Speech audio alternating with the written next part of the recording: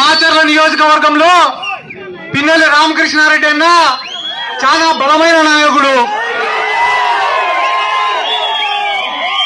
ఆయనకున్న పరిచయాల పరంగా కావచ్చు, జగన్మోహన్ రెడ్డి గారితో ఆయనకున్నటువంటి సాన్నిహిత్యం పరంగా కావచ్చు, ఆయన యొక్క ధైర్యం కావచ్చు, ఆయన బండికి ఆయననే డ్రైవర్, ఆయననే ఓనర్, ఆయననే క్లీనర్.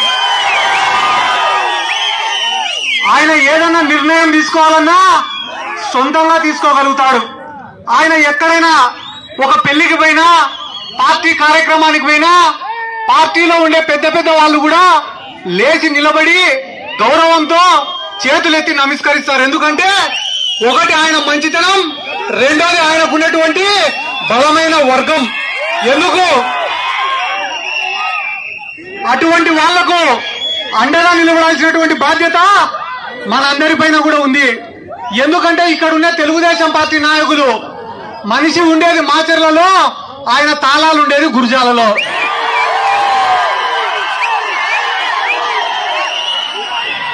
నెత్తి ఒకంది, కత్తి ఒకంది. పిన్నెల్లి రామకృష్ణారెడ్డి గారు ఎమ్మెల్యేగా ఉండేంత వరకు ఈ మాచర్లలోకి గాలి రావాలన్నా పర్మిషన్ అడగాల. ఇక్కడ ఉన్న కార్యకర్తల జోలికి రావాలన్నా, మాచర్లలో ప్రజల జోలికి రావాలన్నా పిన్నెల్లి రామకృష్ణారెడ్డి గారిని దాటుకున్న తర్వాతనే రావాలా. కానీ పొరపాటున తెలుగుదేశం అని ఓటేసినారనుకో, ఈ జిల్లాలో ఉండే ఎవడెవడో పరికిమాల వాళ్ళందరూ వచ్చి ఈ మాచర్లలో పెత్తనం చేస్తారు. కాబట్టి అందరూ కూడా అప్రమత్తంగా ఉండాల్సిన అవసరం ఉంది. ఎందుకంటే నేను అప్పుడప్పుడు పల్నాడు జిల్లా వాళ్ళతో మాట్లాడుతూ ఉంటాను. మాట్లాడేటప్పుడు నాకేం చెప్తారంటే, రేపు పిన్నెల్లి రామకృష్ణారెడ్డి గారిని గెలిస్తే ఈసారి ఈ పల్నాడు జిల్లాలో తెలుగుదేశం పార్టీని ఉండనియర్రా,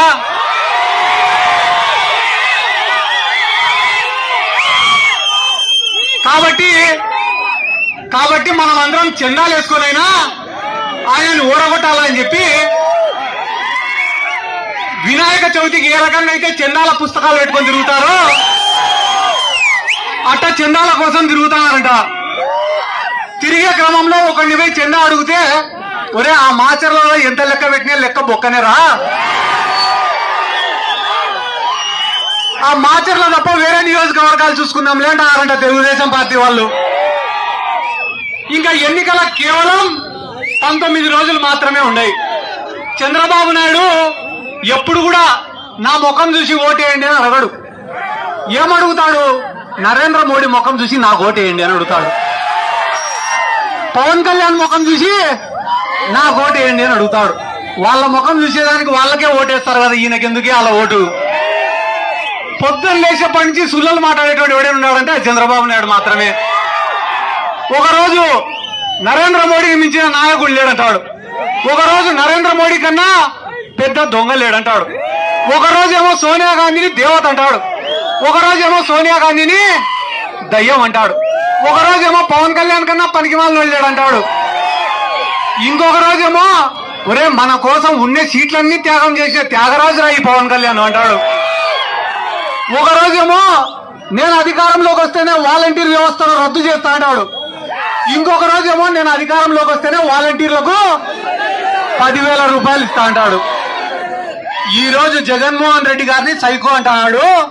రేపు జూన్ 4వ తేదీ తర్వాత జగన్మోహన్ రెడ్డి నిన్ను మించిన నాయకుడు లేడు, నిన్ను మించిన పరిపాలన లేదు, నీలాంటి కొడుకును కన్నేందుకు విజయమ్మ గాని వైఎస్ రాజశేఖర రెడ్డి గారు గాని అదృష్టవంతుడు జగన్మోహన్ రెడ్డి అనే మాట కూడా ఖచ్చితంగా అంటాడు. ఎందుకంటే పొద్దున్న లేచినప్పటి నుంచి రాత్రి పడుకునేంత వరకు చంద్రబాబు నాయుడుకు రాజకీయం అనే మాట తప్ప మనసు, మనిషి, మానవత్వం అనే ఆలోచన ఉండదు. ఒకరోజు మా కడప జిల్లాలో వరదలు వచ్చినాయి. వరదలు వస్తే చంద్రబాబు నాయుడు వచ్చినాడు. వరదలు వస్తే ఎవరైనా ఏం చేస్తాడు? అమ్మ ఏదైనా ఆస్తి నష్టం జరిగిందా, లేకుంటే ఏమైనా ప్రాణ నష్టం జరిగిందా, మీకు తిననీకే తిండి ఉందా అని అడుగుతారు. కానీ చంద్రబాబు నాయుడు అక్కడికి వచ్చి నా భార్యను తిట్టినారు, మీరందరూ చూసినారా లేదా తమ్ముళ్ళు అని అడుగుతా. ఆ పెన్షన్ రాకుండా ఆపింది ఇదే నారా చంద్రబాబు నాయుడు. ఎందుకు ఆపేవు చంద్రబాబు నాయుడు అంటే, వాలంటీర్లను చూస్తుంటే జగన్మోహన్ రెడ్డి గారు గుర్తొస్తున్నారు కాబట్టి వాలంటీర్లు ఉండకూడదని చెప్పినారు. చంద్రబాబు నాయుడు గారు మీరు గుర్తు పెట్టుకోవాల్సిన విషయం ఏమంటే ఎవరైనా ఒకరు ఓటేద్దామని చెప్పి పొద్దున్నే ఇంట్లో నుంచి బయటికి అడుగు పెడితే ఫస్ట్ సచివాలయం కనిపిస్తుంది. సచివాలయాన్ని చూస్తే గుర్తొచ్చేది ఎవరు? 2 అడుగులు ముందుకేస్తే ఆర్బీకే సెంటర్ కనిపిస్తుంది. ఆర్బీకే సెంటర్ ని చూస్తే గుర్తొచ్చేది ఎవరు? ఆ తర్వాత 2 అడుగులు ముందుకేస్తే హెల్త్ సెంటర్ కనిపిస్తుంది. హెల్త్ సెంటర్ ని చూస్తే గుర్తొచ్చేది ఎవరు? ఆ తర్వాత 2 అడుగులు ముందుకేస్తే మినీ గోడౌన్ కనిపిస్తుంది. మినీ గోడౌన్ ని చూస్తే గుర్తొచ్చేది ఎవరు? ఆ తర్వాత 2 అడుగులు ముందుకేస్తే జగనన్న కాలనీలు కనిపిస్తాయి. జగనన్న కాలనీలను చూస్తే గుర్తొచ్చేది ఎవరు? అన్ని దాటుకొని పోలింగ్ కేంద్రంకు పోతే పోలింగ్ కేంద్రం ఉండేది నాడు నేడు స్కూల్లో. దాన్ని చూస్తే గుర్తొచ్చేది ఎవరు? అన్ని దాటుకొని పోలింగ్ బూతులకు పోతే పైన ఫ్యాన్ ఉంటుంది, కింద ఫ్యాన్ గుద్దుతారు.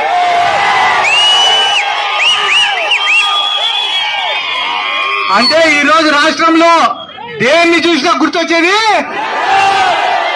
ఈ రోజు రాష్ట్రంలో ఏ సర్వే రిపోర్టు తీసుకున్నా, ఏ ఇంటెలిజెన్స్ రిపోర్టు తీసుకున్నా, ఏ 10 మందిని అడిగినా వచ్చేది ఎవరా అంటే వైఎస్ జగన్మోహన్ రెడ్డి గారని చెప్తున్నారు. కాబట్టి ఈ రోజు ఏ రకంగా అయితే రాష్ట్రంలో బీజేపీ, జనసేన, టీడీపీ ఏకమైనాయో ప్రతి నియోజకవర్గంలో కూడా డబ్బులుండే వాళ్ళందరూ ఒక పక్కన ఉంటారు, పేదవాళ్ళందరూ ఒక పక్కన ఉంటారు.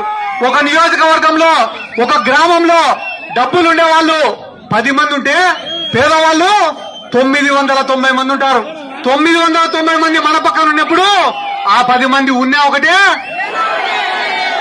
కాబట్టి ఇవన్నీ గుర్తు పెట్టుకొని రానున్న రోజుల్లో ఈ మాచర్ల నియోజకవర్గంలో పిన్నెల రామకృష్ణారెడ్డి గారిని అత్యధిక మెజార్టీతో గెలిపించాల్సిందిగా కోరుకుంటూ, అలాగే ఎంపీ అభ్యర్థిగా అనిల్ అన్నను అత్యధిక మెజార్టీతో గెలిపించాలని చెప్పి కూడా అందరూ అడుగుతుంటారు. ఎందుకు సిద్ధార్థ నీకు అనిల్ అన్న అంటే అంత ఇష్టం అని కూడా చాలా మంది అడుగుతుంటారు. మా కర్నూలు జిల్లాకు ఇన్ఛార్జ్ మంత్రిగా పనిచేసినాడు అనిల్ అన్న. ఇన్ఛార్జ్ మంత్రిగా పనిచేసినప్పుడు చాలా మంది మా జిల్లా నాయకులు పోయి ఒక మాట చెప్పినారు, అనిల్ నువ్వు సిద్ధార్థకు ఒక్కనికి పలకద్దు, సిద్ధార్థకు ఒక్కనికి పని చేయొద్దు, నీకేం కావాలంటే అది చేస్తామని అడిగినారు. ఆ రోజు అడిగితే అనిల్ అన్న ఆ రోజు సరే అన్నా, కానీ ఒక్కసారి జగన్మోహన్ రెడ్డి గారిని అడుగుతా, జగన్మోహన్ రెడ్డి గారు సిద్ధార్థ రెడ్డిని పట్టించుకోవద్దంటే నేను కూడా పట్టించుకోనన్నా, కానీ పొరపాటున జగన్మోహన్ రెడ్డి గారు సిద్ధార్థ రెడ్డిని కాపాడు అంటే నా ప్రాణం అడ్డం పెట్టైనా కాపాడుతానని చెప్పినారు. కాబట్టి అనిల్ అన్న అంటే కూడా అంత గౌరవం, అంత ఇష్టం. ఎందుకంటే ఈ రోజు ఇదే నర్సరావుపేట తెలుగుదేశం పార్టీ అభ్యర్థి దగ్గర డబ్బులుండొచ్చు, కానీ మన అభ్యర్థి దగ్గర నిజాయితీ ఉంది, ధైర్యం ఉంది, మొండితనం ఉంది. కాబట్టి ఈ పల్నాడు జిల్లాలో ఈ నర్సరావుపేట పార్లమెంట్ లో ఖచ్చితంగా 7 అసెంబ్లీ గెలిచబోతున్నాం. ఇక్కడున్న పార్లమెంటు స్థానాన్ని కూడా అత్యధిక మెజార్టీతో గెలవబోతున్నాం. కాబట్టి జగన్మోహన్ రెడ్డి గారిని ముఖ్యమంత్రిని చేసుకోవడానికి మీరు సిద్ధమా? జగనన్న కోసం పోరాడడానికి మీరు సిద్ధమా? రామకృష్ణారెడ్డి నన్ను గెలిపించుకోవడానికి మీరు సిద్ధమా? అనిల్ నన్ను గెలిపించుకోవడానికి మీరు సిద్ధమా? Thank you. జై జగన్, జై జగన్, జై జగన్. Thank you.